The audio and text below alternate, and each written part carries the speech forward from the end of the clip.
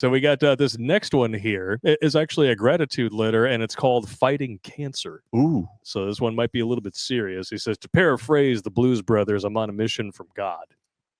He says, you can just call me Mile 30. I've been going to church since I found myself drawn there following my divorce 4 years ago. And while that might make an interesting story in its own right, and one Digital Do has been telling me to pen and send, it's not why I'm writing to you this evening. I found salvation coming up on a year ago, and it so profoundly changed the trajectory of where my life would be now had I not, that I began going to Bible study midweek to make sure I didn't stray too far off the narrow path again.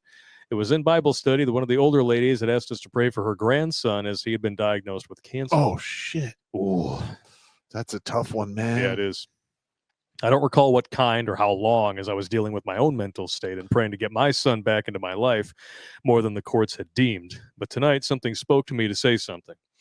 You have mentioned your friend that beat cancer by changing to a radical diet and lifestyle change that allowed him to persevere, and I knew I had to bring that up.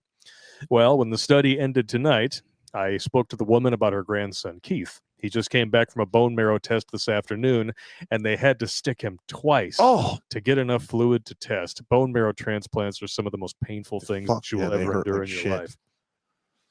Because they have to stick a hollow needle with a very significant gauge into your bone. And they usually drill in there first.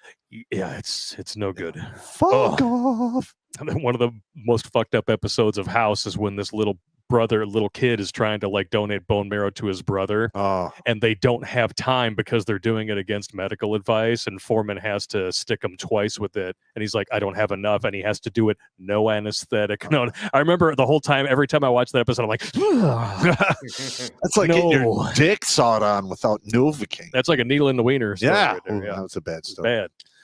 It's bad, right? Yeah. Yeah, you don't want the needle in the wiener. No. It's bad. Bad.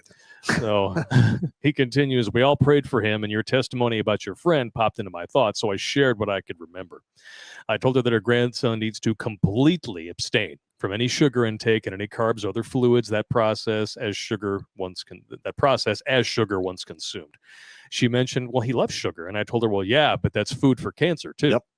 I told her about your buddy was able to make drastic changes in his diet and his life and beat cancer, and that you had mentioned what he had done on 3 or 4 instances, that I would start registering to those broadcasts and write down what you had said and pass it along to him. Have I mentioned that her grandson is only 22? Wow, that's so young.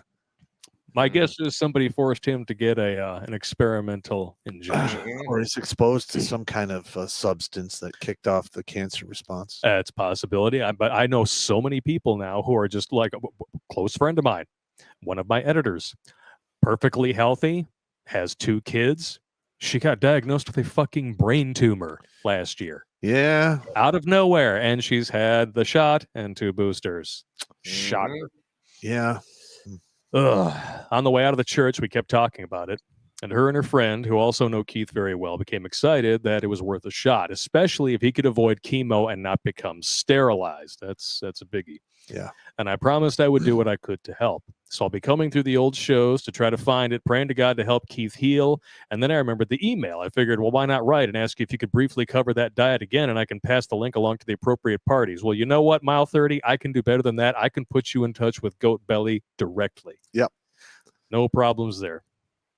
In fact, you can look, if you just type in Pat Wax Daddy. Yep, I got him in here. I've got him in my email. Yeah. So I will forward this to him, and you guys can talk. Let me see here. The ladies explained he's pretty hard-headed, but I figured an old grunt with a fucked up sense of humor, bluer than the church cushions, might be able to break through that stubborn nature and eke out a chuckle or two, and that the laughing means that some of the message got through. I gave him your name and podcast to recommend to Keith in the meantime, so maybe the humor and brotherhood might lighten his mood a bit. I know you're busy, so if you can't read this on air, would it be okay if you let me know which shows were the ones you've mentioned your cancer-fighting friend that might take a little less time? Well, he sent me the cocktail, so I will send that to you, and I will give you his email directly. And it worked twice. I mean, he literally used it to cure his own bone cancer.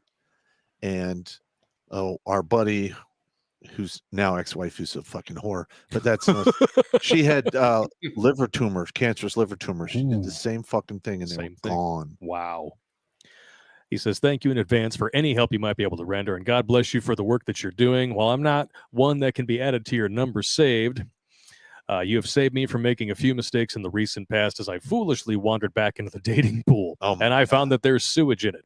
But it might have taken me longer to sniff it out had it not been for you. Thank you guys, and God bless. Watch Grunt Speak live every Tuesday and Thursday at 8 p.m. Eastern. And if you want to join Pop for Supporter Sundays, go to redonkulous.com/donate and make a monthly pledge. A link is in the Meat Gazer box.